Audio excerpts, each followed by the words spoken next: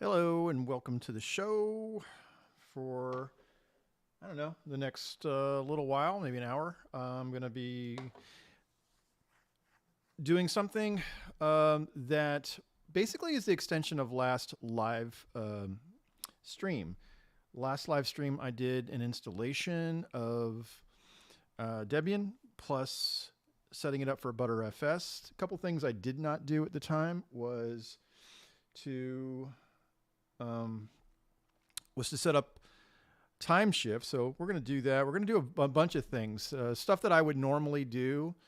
Maybe you'll find this somewhat interesting, maybe not. We shall see. First thing I'm going to do is go ahead and just open up a terminal, and I am going to install Timeshift GTK. Oh, this Timeshift. There we go.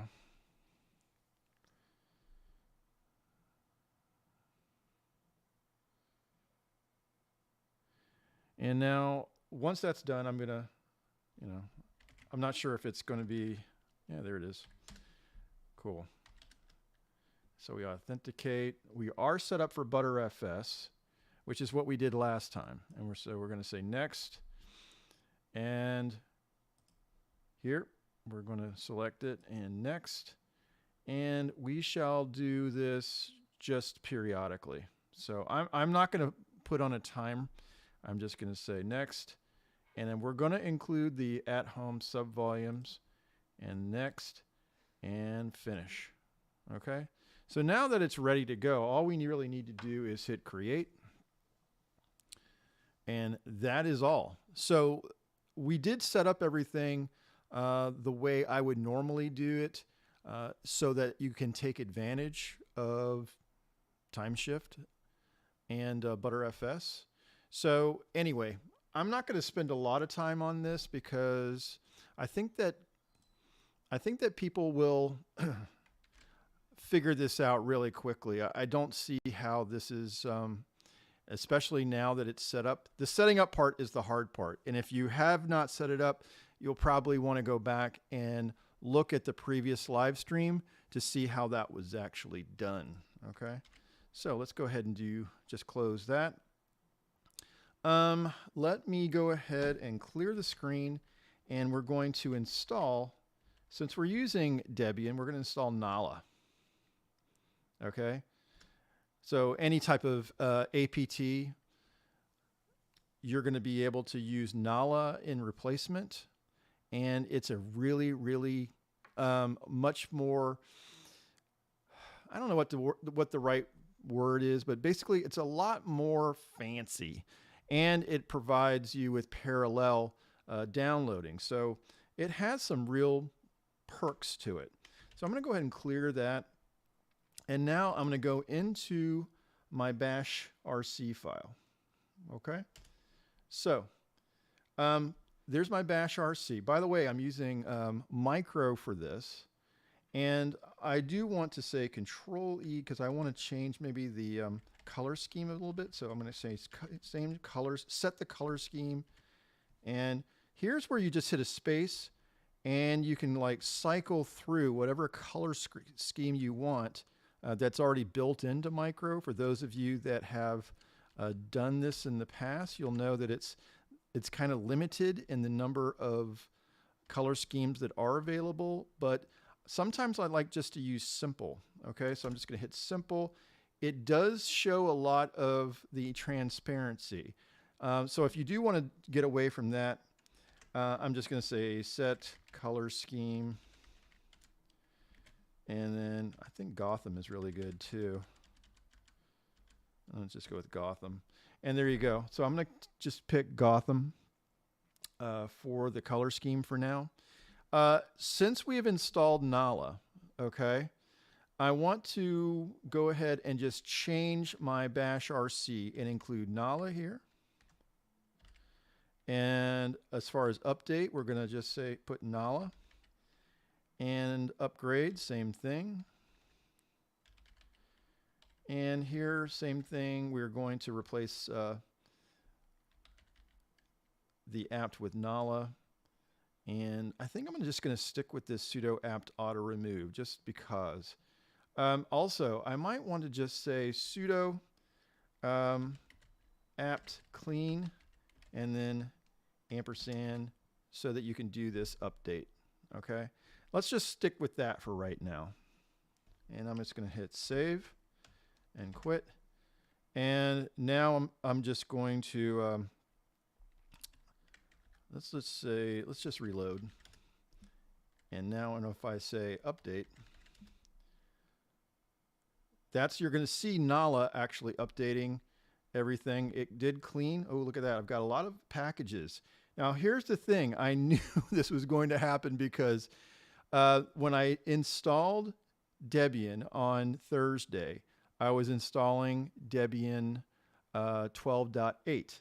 Today's the day when Debian 12.9 was released. So we are just going to say upgrade. Okay, you can see all the things that are going to be installed. And so while I'm here, let's just go ahead and do it.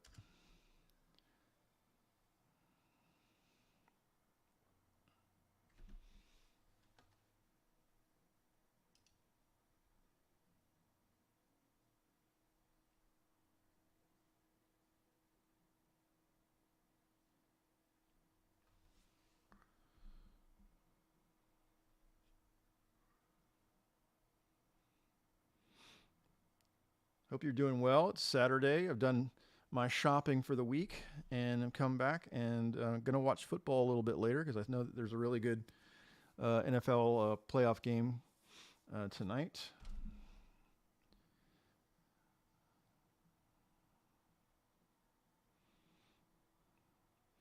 Looks like we are going to get a different kernel as well. Looks like there's 13 people watching. If you're in the chat, just give me a hey there, just so I know that you're I'm being heard. Hello from Brazil. Hello from Florida, my friend.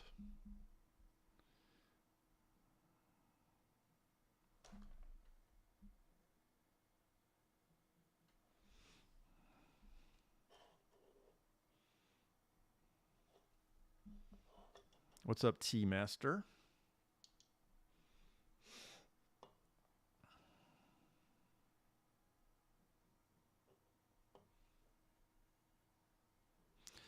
It was really fun last Thursday when I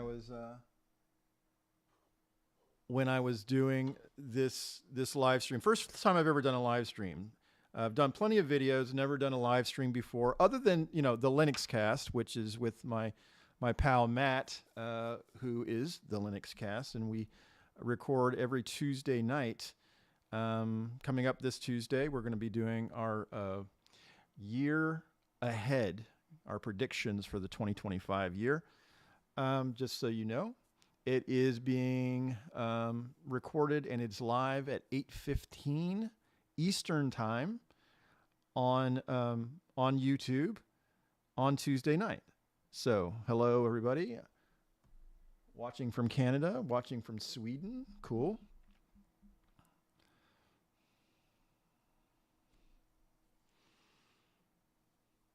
It was funny. I got a video today. I mean, sorry, video.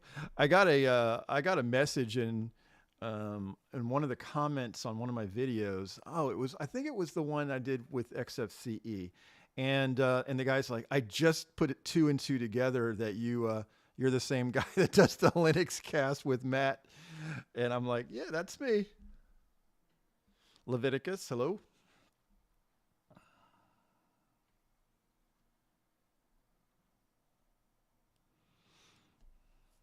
Almost done. Thank goodness. All right, let's go ahead. Actually, we probably need to reboot, so let's just go ahead and do that real quick.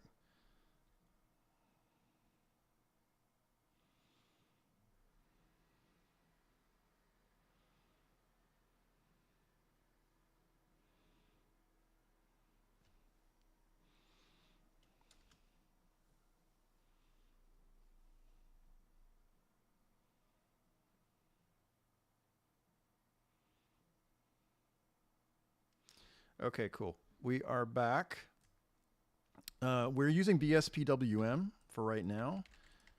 And let's go ahead and log in. Now, I'm going to actually, one of the things that I wanted to do today was to set up some of the software that I use. And while I'm thinking about it, I'm going to go ahead and set up Geany. I don't know if any of you guys use Geany. I do every day, as a matter of fact. I am going to, first of all, I'm going to go ahead and open up a browser. I'm going to say Geany color schemes. And I'm going to go over here. And frankly, the first one is the one I like probably the best. So I'm just going to hit download. And then we're going to save this and Control H to show the hidden files. I'm going to go to .config Geany. And then I actually need to create a folder here and say color schemes. And then simply say save. Okay. And I'll just leave that open for now. But when I go back over here, color scheme, there's the ABC dark. I am going to change something really quickly though. So I'm going to open this up and there's the ABC dark. And while I'm here, I like to actually add, there's a comment line in this configuration. Okay. And so what I do is I put in 3 semicolons and then say true. I think it's true. And then I'm going to hit save. And I'm going to go ahead and close this. And let's go ahead and change. Actually, let's change the font because I use Sxhkd Pro regular. All right, and let me just bump it up to like 16 and hit save. Okay, and I'm going to go to the edit preferences. And this is where I'm going to start doing some stuff, okay? I choose not to look at the symbol list. I don't want to see the document list. It is going to be on the left. I'm going to move the message window to the right. And you'll see how this is going to play out pretty soon, all right? And I'm going to hit apply, okay? Also, the toolbar. I want to append. I'm going to use images only. I'm going to put very small icons. I'm going to hit apply. Okay. Now everything is basically on one line up here. Okay. I'm going to go to the editor. I'm going to enable line wrapping.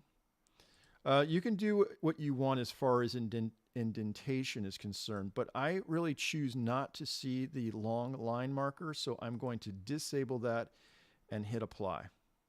Okay. Now, there are key bindings here. And let's actually, you know what, let's do, I'm going to change the color first. All right, so color scheme, ABC dark. Okay. And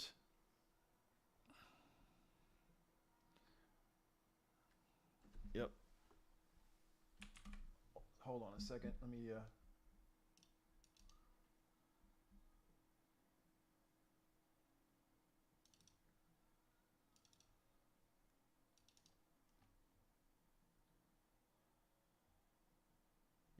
okay.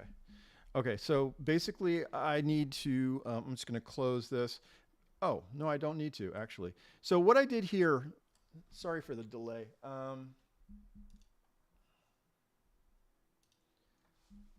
What I did here was I added this true statement by just saying semicolon, semicolon, semicolon, true.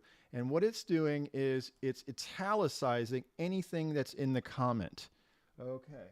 Hey, Jake at Linux, one of my favorite YouTubers in the chat. Fantastic. So that's what I like to do is I like to add this true statement to my programming languages part of the configuration for the color scheme in Geany. and that italicizes any comment. All right. Also, let me go back over to Plugin Manager. Now, these are the plugins that I've installed so far. There are a bunch of them. If you want to install all,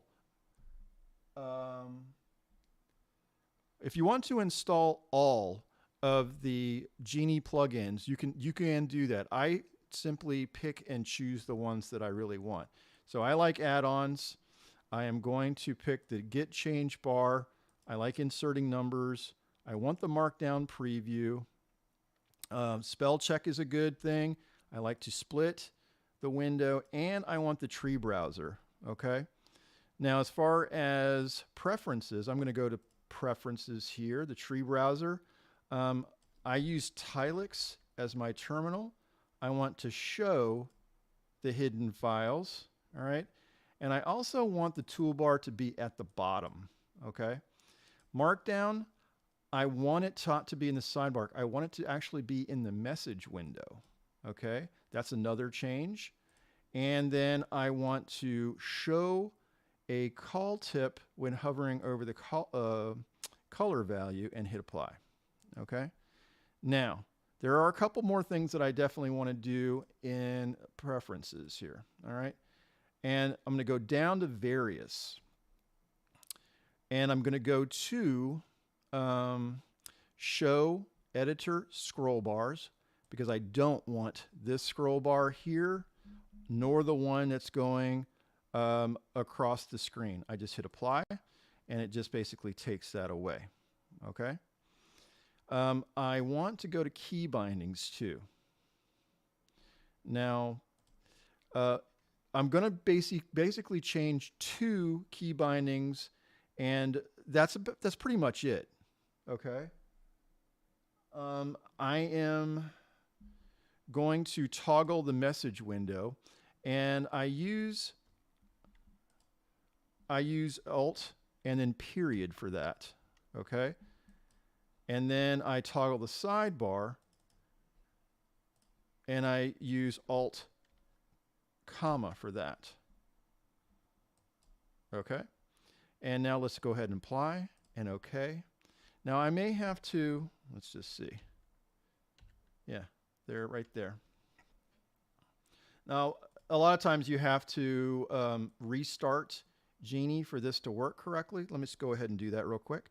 On my keyboard, it's just simply Super Q and then Super E for editor. Okay. Now, what this has done, notice that the bottom of this plugin has the shortcuts basically. Okay. And so the really cool thing about this is, if you want, you can just say, oh, Alt, I don't want that there. I want to just focus on what I'm typing right now. And so I just say Alt, comma, and it removes that. And Alt period was the only thing I really use for Alt period, is to preview the Markdown. So we can show you that in a second. Let's just say Alt period. Let's go ahead and Alt, comma, and let's get a README file really quickly. There's one right there. Okay, so here's the README file. And then if I just say Alt, comma, you'll see that the Markdown preview is showing. And if you want to change something live, you're able to do that. So let's just say I want to update this and use today's date, for example. It's January. And it's the 11th, and it's 2025. So you'll see over here, it has updated and is using the Markdown preview live. Okay. I am going to just close that and do not save. So don't save that, and Alt period just to get that out of the way. And there you go. That's how I set up that's the quick version on how I set up my Geany so that I can use it as a text editor or as an IDE. There's a couple things that I would like to show. One of them is that when I am looking at PyCom's configuration. In the PyCom configuration file, there is actually one opacity that I'm using for Geany. You're going to say, hey Drew, how did you get this opacity on Geany, the GTK application? And I'm actually setting this rule in my PyCom configuration. So if I want to, I can say, oh, yeah, it's at 97. So I don't want a lot of opacity. I just want a slight amount of opacity. But if I, let's just say, put 80 on there and hit save, you'll notice that my screen looks really washed out now. Really washed out, and the opacity for the entire application is at 80%. So I don't really like that, but I just wanted to show you. That. So I'm going to go back to 97. Okay, cool. Okay. Now I'm going to go ahead and close this. One of the things I wanted to do, I'm actually in BSPWM right now, and we're going to talk a little bit more about if you are not a window manager user. This is the one I would recommend as a starter. Okay, and this is intentional. I'm actually using this BSPWM as a start. I use DWM for the most part. It is definitely not a starter or a beginner's window manager, and neither is any of the compositors in Wayland. But I have mostly stuck to the X11 window managers and been very happy. Most people at this point are saying, you know what, I don't really want to use anything other than Wayland. And there are definitely reasons to do that. I'm just not at that point now. So actually, you know what? I'm going to open back my my Geany, and I'm going to go to the config, and I'm going to my BSPWM RC file. Okay, and within the BSPWM RC file is my Fay startup, so that it's showing this particular background image or wallpaper. Okay, and I'm going to change the wallpaper. It's going to be very simple. Let me go ahead to a clean workspace and open up Thunar,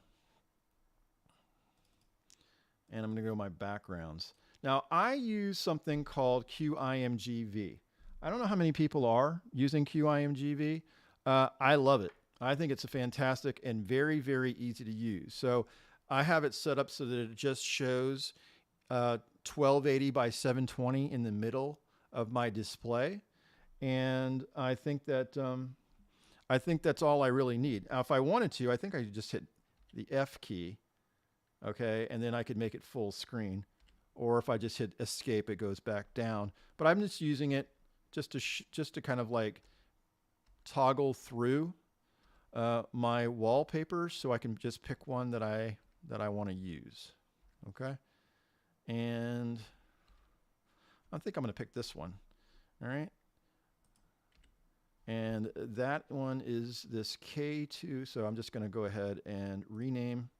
Pick this one. Copy that. Let's go over, and I think I just need to go like that. And that's all. And save. And now that when I use the keybind Super Shift R, it restarts my BSPWM, and I'm looking at the new wallpaper that we just set up. Okay. Now, let me go ahead and cancel this and close this. Okay. So what's going on in the chat? Let me see. Yeah, Jake, your videos on Void Linux, fantastic, by the way, just fantastic.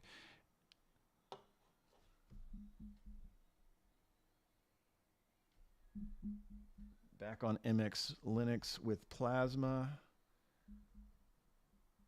It's probably stable, right? Flip, if you're using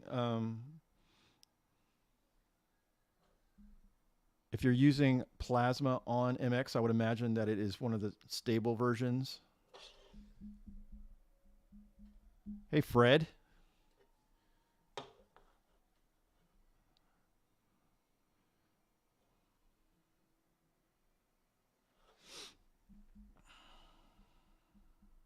Okay. Where were we going next? So I wanted to talk a little bit about this simple configuration. Again, BSPWM is very simple for beginners, okay? So if you're looking at this configuration file, it is a basic shell file. I've seen other people use shell for their configuration. I actually like it. It's not nearly as, let's say, robust as other configuration files. For example, DWM is using C, AwesomeWM is using Lua, and there's a bunch, I mean, obviously the ones that that are really old are using XML. You know, like for example, if you were an OpenBox user, you'd be using XML as your configuration. In fact, let me just pull that up really quickly because there is an XML. There's a OpenBox on this particular machine, and this is the configuration file for that. Okay, which is really, really good, but not nearly as good as using something as simple as this shell script. Okay, you'll notice that you are setting a lot of the parameters that you would for the window manager by simple, like border width, window gap, you know, split ratio. So when I hit a new window and it opens up, it's simple, and you're going to go, oh, it's 50-50 now. Okay. Now here's the thing that's strange. I don't want to say strange about BSPWM. If I was to say open up another window in i3, it would make everything equal. You'd be using three windows, all of them roughly 33%. So it would take up the full screen.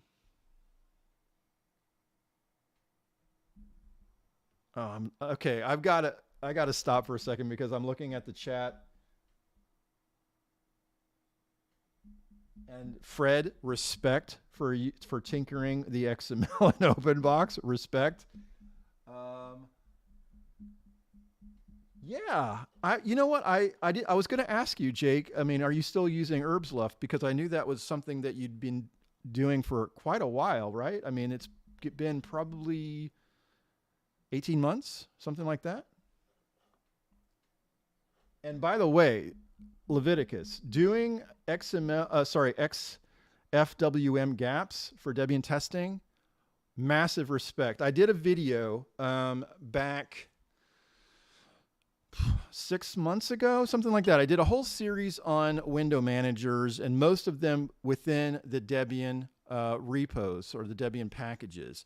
And XFWM was one I really enjoyed because I'm a big XFCE fan. And so in order to use XFWM and keep it super light, you can definitely like piece together things. Like for example, you know, if you wanted to include the XFCE app finder, you could do that without fear of adding like the entire XFCE stack. And so just kind of piecing together things that don't necessarily include the entire XFCE stack is really, really, it's actually kind of fun that you're able to do that just by picking and choosing the right packages. Very cool. Very cool. Yeah. Very modular. And one of the things that I like about BSPWM is that the modularity that you just described. You know, you have one configuration file. that just handles the window. If you want a bar, it's not going to be part of BSPWM. It's going to be Polybar or Tint2 or whatever you want. In fact, you could definitely use the XFCE4 panel if you wanted to. I'm using Polybar here. And then you, without question, have to have a keybind manager like Sxhkd. Yeah, I mean, XFCE is, to me, is the gold standard, Fred. You know what I'm saying? It is the gold standard. I've tried all of them, like most of us have, and I will never use, if I had to use a desktop environment, full desktop environment, I don't think there's any question that I would pick XFCE. It's not even close, if you're asking me. Not even close. So, what was I saying? What was I saying about? Oh, that was what I was saying. So, split ratio. So anyway, like if I'm going to show you when I hit one more terminal open, what it did was it was in this space where it was a 50% active window, and then it split that into 50%. So not like i3 where it basically reformats everything. If you want to, I set an Sxhkdrc command right here that basically takes the node of all of the active windows within that workspace, and you're able to then just say super equal, which is part of the keybind, and boom, you're able to like resize all the windows in the workspace to an equal size. And then same thing, if I close one, it doesn't resize anything, but I have to hit super equal, and then it definitely does. Mike, Linux Dabbler, where the heck have you been? We have been missing you, my friend. Awesome. I've tried contacting you. I don't know how many times on I think it's Mastodon. I'm not good with social media. I have tried a couple times to like hit you up to see how you were doing. Anyway, glad to see you. Glad to see you. Now I'm going to go ahead back to a browser because there's so many things that I've been thinking about in terms of I've been fighting tooth and nail to stay away from Flatpaks. Okay, and I think there are some exceptions now. Okay, the Debian setup. So I'm just going to go ahead and install Flatpak.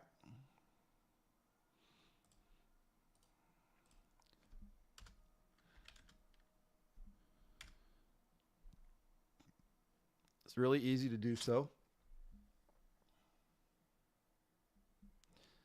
And go back over here. And we're going to, I don't need, because since I'm not using a plugin, I don't see the need to unless I'm using something like GNOME or KDE. But for me, I simply just select and add the FlatHub repository and paste it in here. And here we go. Okay. Cool. Now, the only thing that, you can choose to just add whichever ones that you want. Now, I have clearly, I have been using the Firefox ESR version directly from the Debian packages. Okay. I don't even know. I don't even know what version we're currently on. Let's go look. Flatpak, or it's FlatHub actually.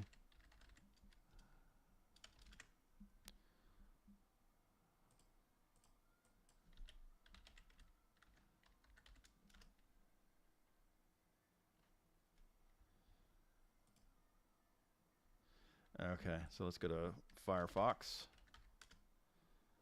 All right. And so what version are we at here? 134 against 128. So I think what we'll do is while I'm thinking about it, let's go and we're just going to install the Flat Hub version of Firefox. So let's go over here and we're going to just, let's remove let's remove Firefox ESR. Actually, let's not do that yet. Let's not do that at all yet, okay? Because what we're going to do is paste this, and let's go ahead and install Firefox.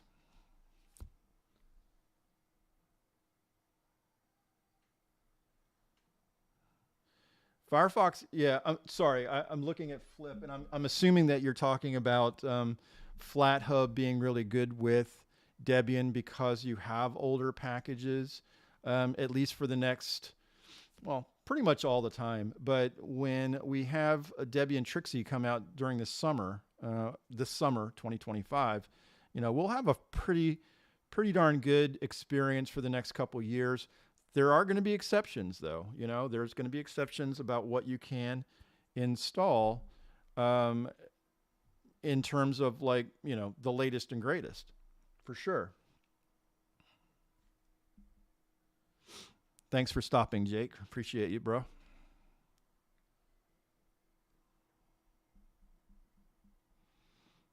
Okay, cool. So because I didn't want to do this, I wanted to just copy this, which is the Flatpak run, okay? And we're going to put that in our Sxhkd, all right? Instead of saying super B Firefox, all right, we're going to replace that. And we're going to say run our Flatpak version of Firefox. And so I'm just going to say save that. And I'm going to super escape. Notice the Sxhkd has now reloaded. I'm going to go ahead and close that. And we're going to close this. And so now when I hit Super B, there you go. Now we've got the newer version of there we go, and we've got 134 now, okay? So the Flatpak version of Firefox. So if you want the latest and greatest, you definitely can do that by adding some really strategic Flatpaks to your Debian system, you know? Very cool. Now, here's one thing that I don't care for, okay? I am using Geany, as you can see, and I love Geany. Now, the version number for Geany is currently, at least the Debian version, is Geany 1.38, which Geany 2.0 came out a while back now, okay? And it will be in Trixie when Trixie comes out. I mean, I could definitely use Debian testing if I wanted to right now, but you're not always going to have the same packages across the board. Sometimes like for example, Geany wasn't there the last time I looked, and it may be there now. However, I don't want to use the Flatpak version of Geany because it's really hard to configure it to make it look like this. Okay? To make it look like this is going to be much, much harder. By the way, what if I put, I've never tried this before, but what if I put this here? I'm guessing that will work too. Copy. So can I put up a private window if I do that? No, Fred, you know what? I'm kind of with you. I am kind of with you. I don't really mind the older software. No, I get both of you guys, Leviticus, Fred. I totally get you. I was just kind of showing what, that you can do that. But on my current, this is my test machine. On my current production machine, yeah, I don't do that at all. I just keep everything as I don't think I have one Flatpak, in fact, on that. But I did want to show that you could do it, because I think there's a lot of kind of pushback from people that go, yeah, it's just too old. You know, it's just too old. I can't use it if it's too old. Like, you know, people that are using OBS or Audacity or something like that. I have no problem doing that, but I definitely don't want you to touch. I want the native deb files for certain things 100%, and that includes Geany. Okay. I could definitely do some other things, like, for example, I think, and I'd be curious to know what the chat thinks about this. Okay. Let's say you need an office suite, and you can choose one of the office suites. And first of all, would you use the the Flatpak version so that it has the greatest chance of compatibility with, let's say, Microsoft Excel? And which one would you choose? Would it be Libre, or would it be only Office? I'm kind of asking for myself right now. What do you guys think?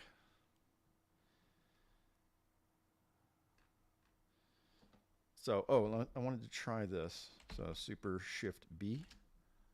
Yeah, it does. It opens up the private tab. Cool. All right.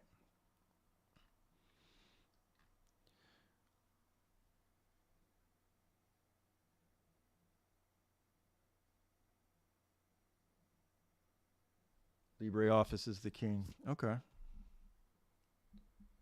Now, would you install that using Flatpak, or would you just install it from Debian?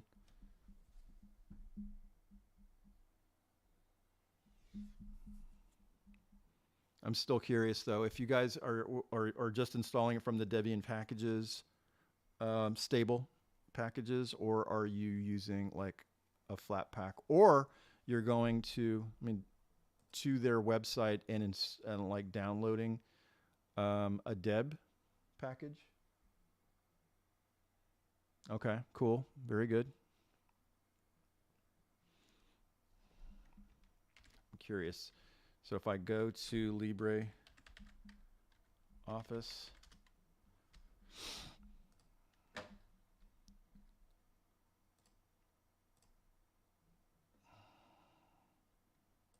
okay, so you can just download it from here as well, a deb package.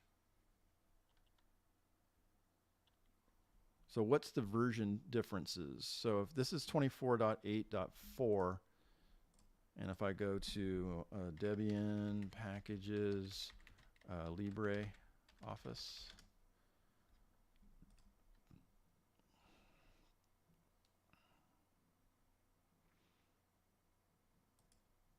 so, okay, well, here's the good thing about this. I mean, if you have, I'm guessing that this is a different version than, by far. So 24.8.4 is actually part of the backports. So, Mike, are you using backports, or are you just installing from Bookworm? Because I would be curious as to what you're doing with that.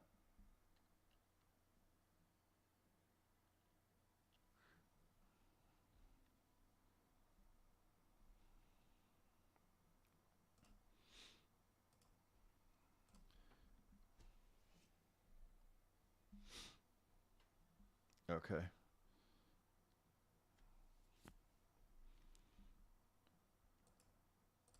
All right. Well, let me just, we'll get back to that in a second.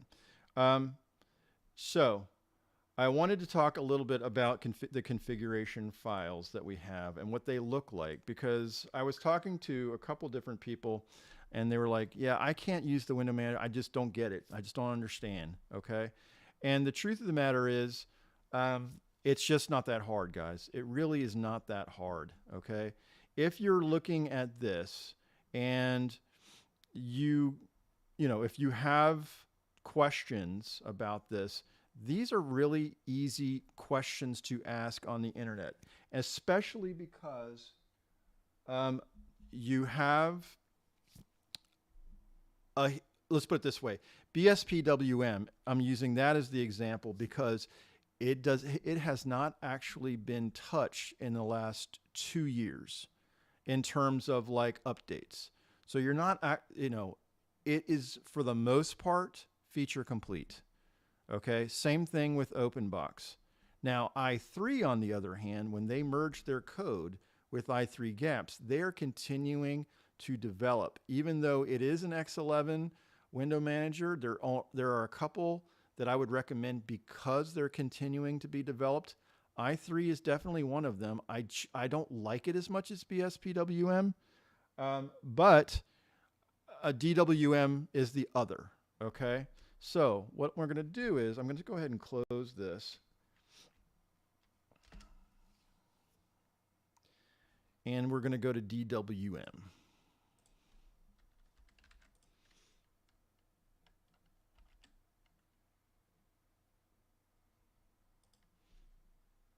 Yeah, that's fair, Fred. That's actually funny. Yeah. Sorry, is my audio that is low? Do I need to do something to, did I just turn away from the mic like for a minute or two?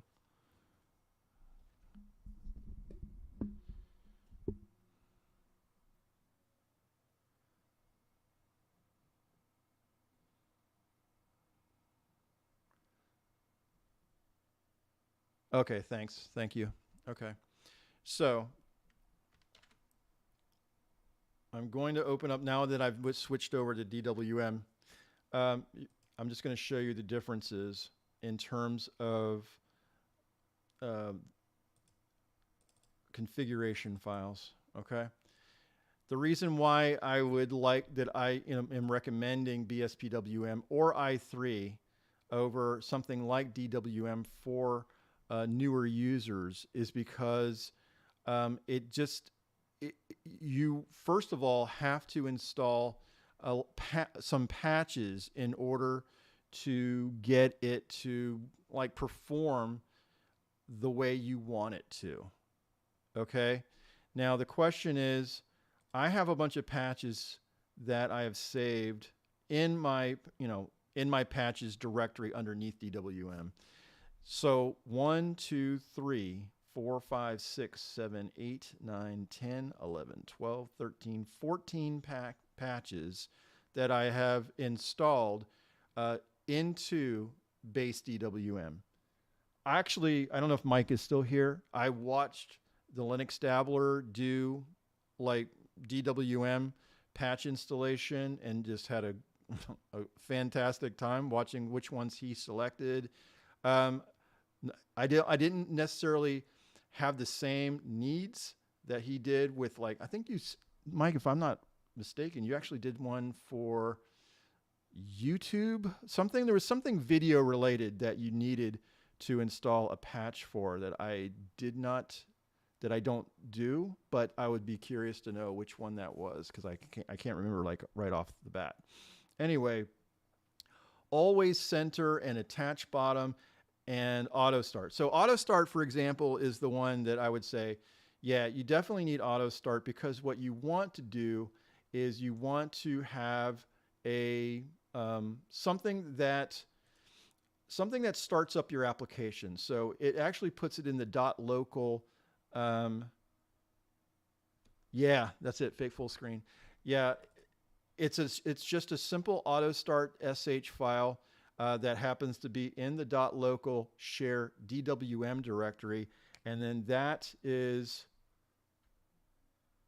and then that basically starts everything for DWM. So it handles the PyCom animations as well as Sxhkd and SL status. So SL status, we talked about this before. You don't necessarily have to have a bar, in your configuration. It makes things a lot easier sometimes, especially if you're coming from a more, I don't know, normal environment.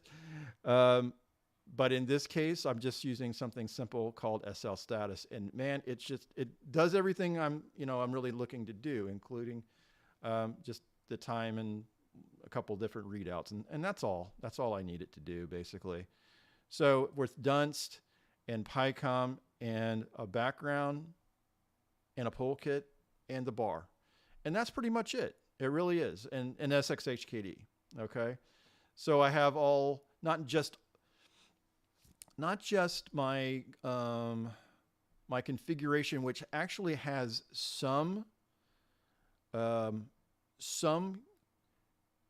keybinds in, which is a little weird because you have some keybinds that are inside the config for DWM, and then you have a bunch that are outside of the configuration. So it's not clean. You could do all of them within DWM, but it's a lot easier to just to use like Sxhkd and have some outside that becomes, so that you don't have to actually recompile the DWM configuration to get things to work, which is why, again, I'm using something very modular like BSPWM. Everything is in its own kind of place. You have your polybar, you have your startup stuff, and then you have Sxhkd. And that is all. And that is the beauty behind something like BSPWM. I know that I've talked a lot about this, and I had only planned to be on for about 1 hour today. And that's about 5 or 10 minutes from now, okay? But I appreciate everything. I appreciate you being here. 21 people currently watching, and I appreciate the comments. I was blown away when I did my first live stream 2 days ago. 2 days ago, I had 60 people show up for my Debian installation. And then another, like, you know, after the fact, 1,300 people. 1,300 people have watched that live stream. And I am so thankful for all of you guys for showing up and for your kindness, actually.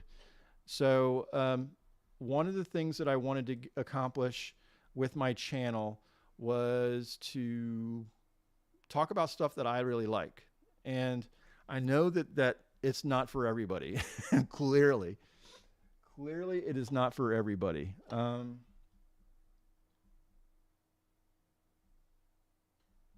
Yes, you can. Not everything, like, okay, so I was about to close, but since there are questions in particular, let me address the question. Leviticus asks, can you use the Sxhkd file across multiple window managers? The answer is yes, as long as you are kind of keeping it very, very streamlined.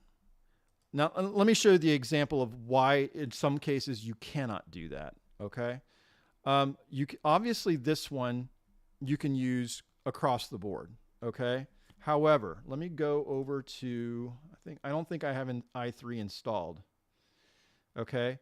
Yes, so what I'm gonna do really quickly, guys, sorry if this is weird, but I'm gonna go to my bookworm scripts,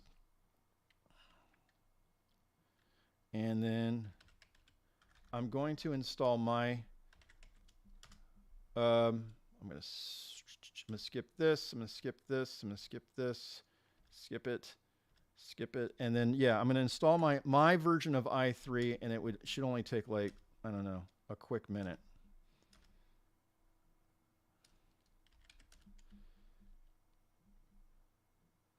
With all my like modifications and stuff.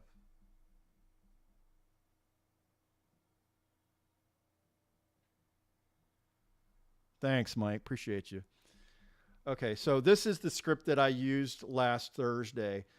It has a bunch of stuff, and actually I kind of thought to myself, I need to start modifying this script to make it a little bit more usable.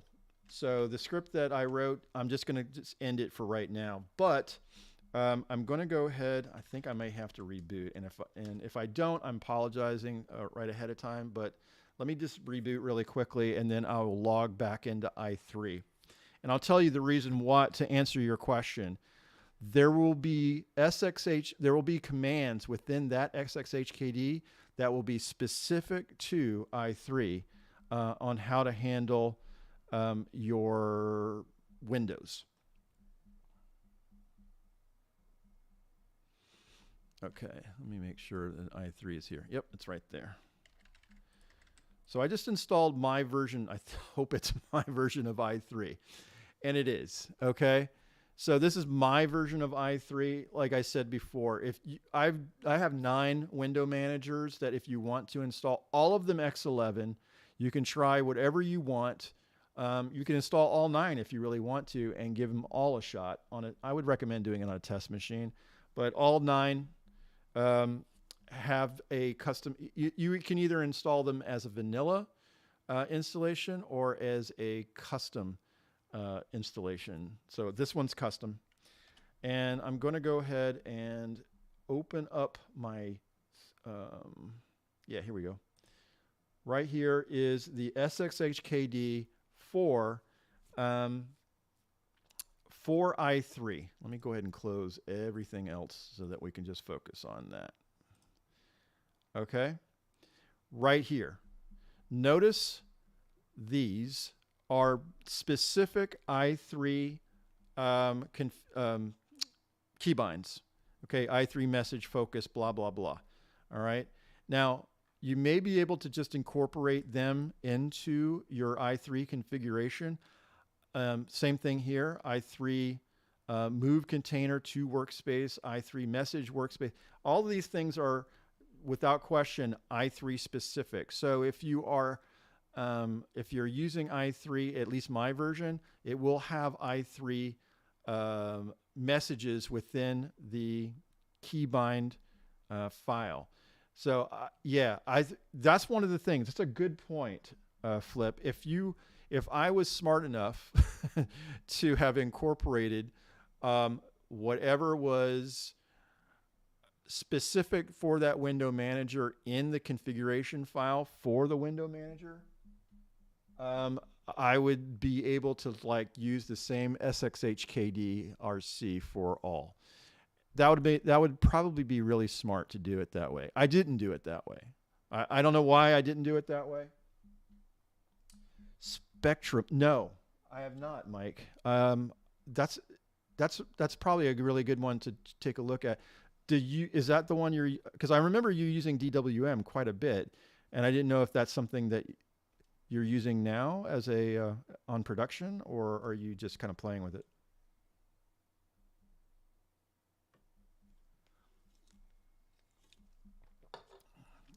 So, what should I do next? So i3, you know what I'm going to do, guys? Really quickly, I am going to show you what the script looks like that I've just talked about. Okay, and I hope that it's somewhat interesting to you. Otherwise, I'll just stop. So my bookworm scripts right here, and the install is right here. So what it's doing is it's basically checking to see if you have Git installed. That's the very first thing that the install script does. If you don't have Git, then it will install it for you. Okay. If you don't, and you could just download this install.sh file. And if you don't have my bookworm scripts, it's going to place them. It's going to clone it and then get it. It's going to clone it and put it on your local machine. Same thing with my dot files. It's going to take those and then put them on your local machine, and then you're going to be able to do all the setup. Okay. So once it does these two things, it's going to go to the setup script. All right. So the setup script is right here. Now, the one thing that I wanted to do without question was I wanted to basically fill out I wanted you to select all the window managers that you wanted before doing anything in terms of installation. So we set up these functions and basically collecting your choices. You know, collecting your choices so that once you are done, it's going to do your installation for you. So like, for example, this case statement here, it's going to say, oh, you know, if there was a vanilla choice, it was going to install the vanilla choice. And if it was a custom choice, it was going to install that custom too. All right. And each one of those is right here. Like, for example, the custom DWM. If you only chose one, the custom DWM was the only thing that you were going to install. It needed certain packages, including the xorg-dev and a few other things that I definitely wanted to include. But I also wanted to make things as minimal as possible. So if you were going to install a vanilla version of the window manager, it was only going to install basically the bare minimum, including build essential. Okay, so it was just listing out these few things and installing them. And then, for example, vanilla BSPWM. The vanilla BSPWM was going to install BSPWM, Sxhkd, Polybar, suckless tools, this RxV Unicode. The reason why RxV Unicode, the terminal, is because out of the box, that's what BSPWM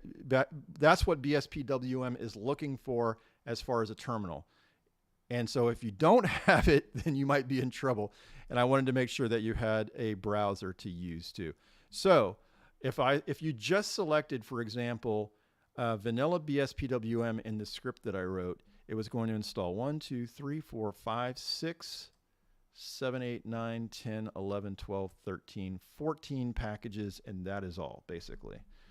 But when you're talking about more custom stuff, then it's going to common packages. It's going to install a bunch of stuff that I like to use, including, you know, actually I'm thinking about removing Sxhkd and putting in MAME.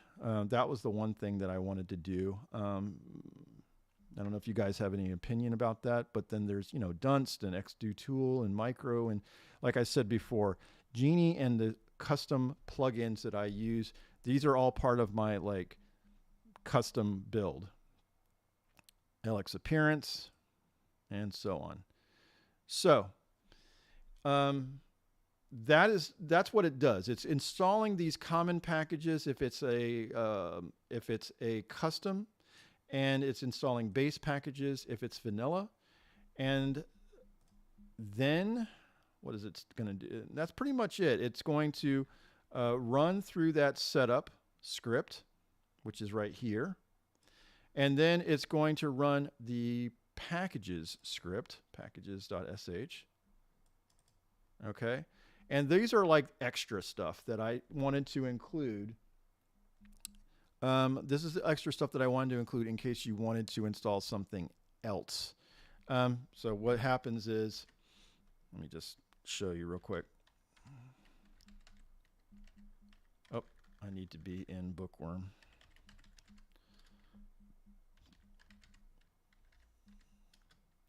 So that's what the first step is. This is going through that setup.sh.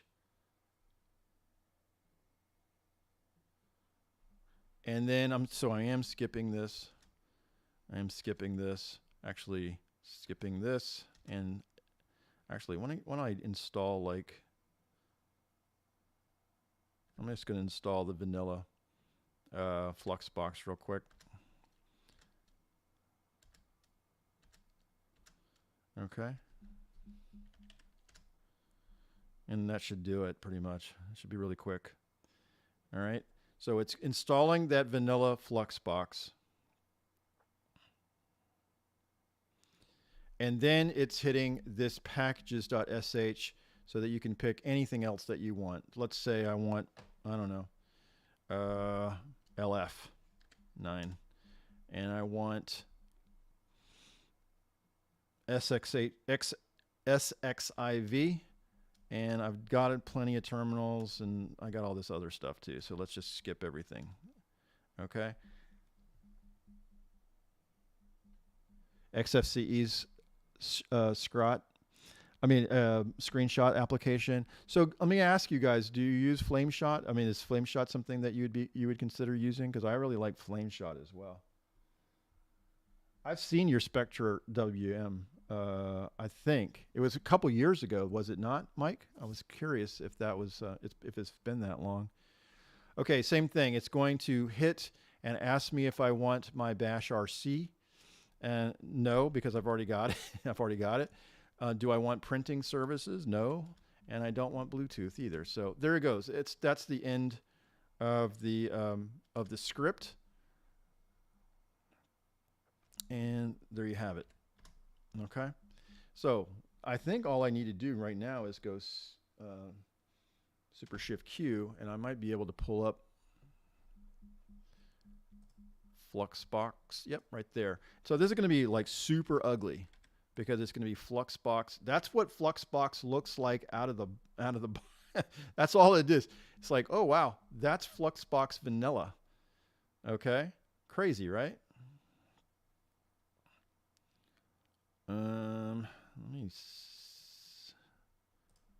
Excellent. Let's do this. Let's go exit. So that's what Fluxbox looks like out of the box. And let me go back to DWM. Okay. So now if I say what do I want it to look like?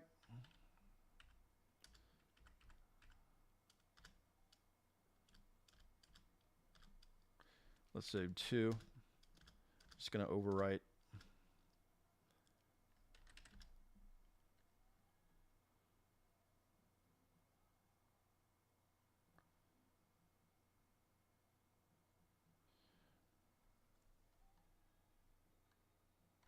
Yeah.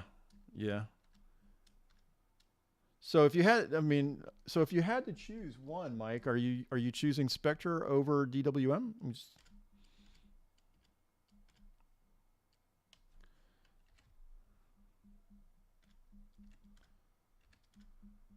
Okay.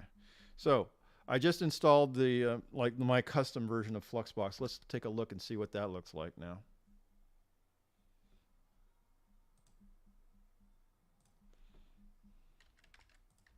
So you remember how that ugly gray background and all that stuff? Now that's what Fluxbox looks like with a decent configuration file. Okay. And so and I've changed the right click menu as well.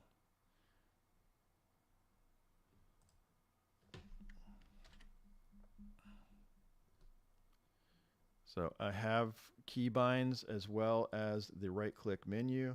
And if you want, you can go and switch workspaces just by going down here.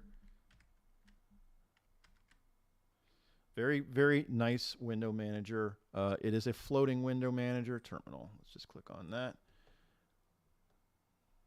And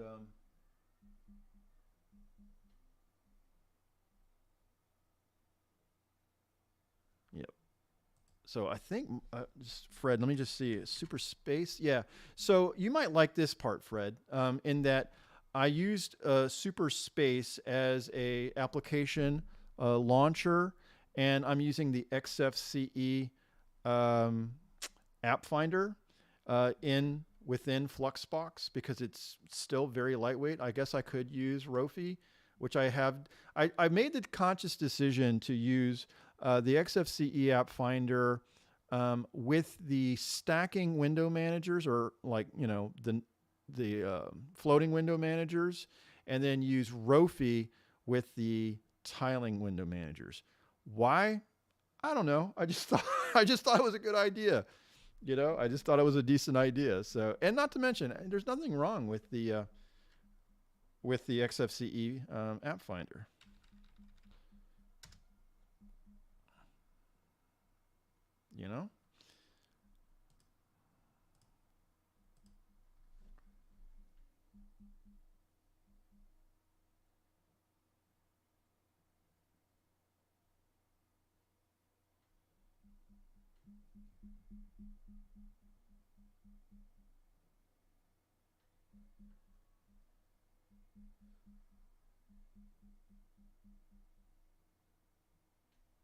Yes, yes. Sorry, I was looking. I was trying to catch up, but I was like, I need my glasses, so I had to go get my glasses real quick. Um, I'm gonna guess this is the Fluxbox my Fluxbox menu generator. You know what? Yes, yes, it is. And if you take a look at the configuration files, and you'll be able to, figure that out really quickly. Fluxbox uh, startup. Yeah, it's using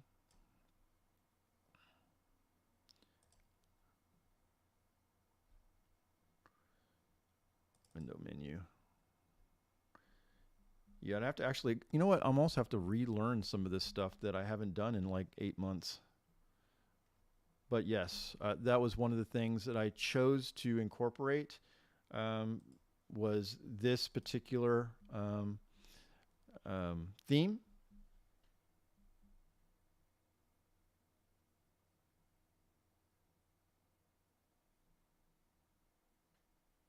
Yes. Yep. Yep. Good thing about App Finder is that you can make it very similar to the Whisker menu. Yeah. No, I dig it, bro. I dig it.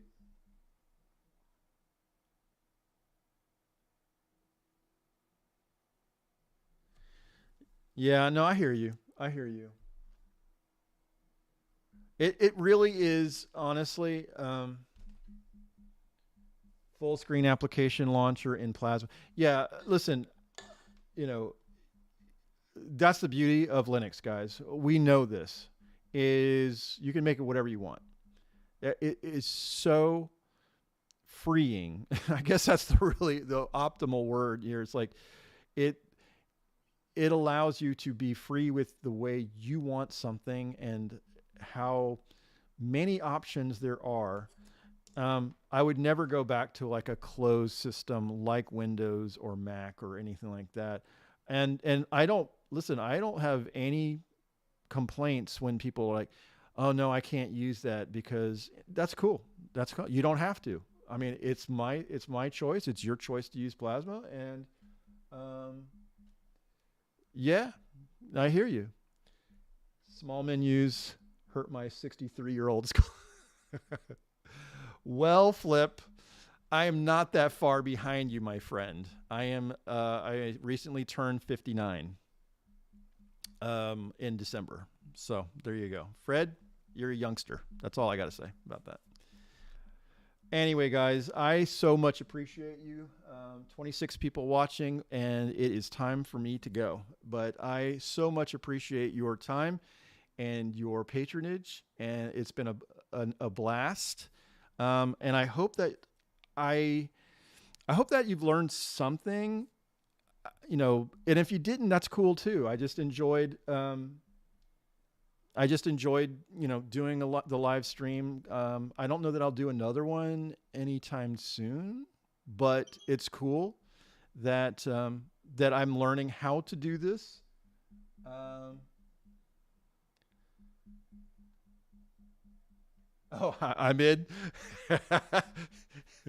Cool. Or I don't know. Maybe you were talking to Fred. Sorry, I don't know if you were talking to Fred or me. Okay, cool. Anyway, guys, I so much appreciate you, and I will see or talk to you soon. Bye bye.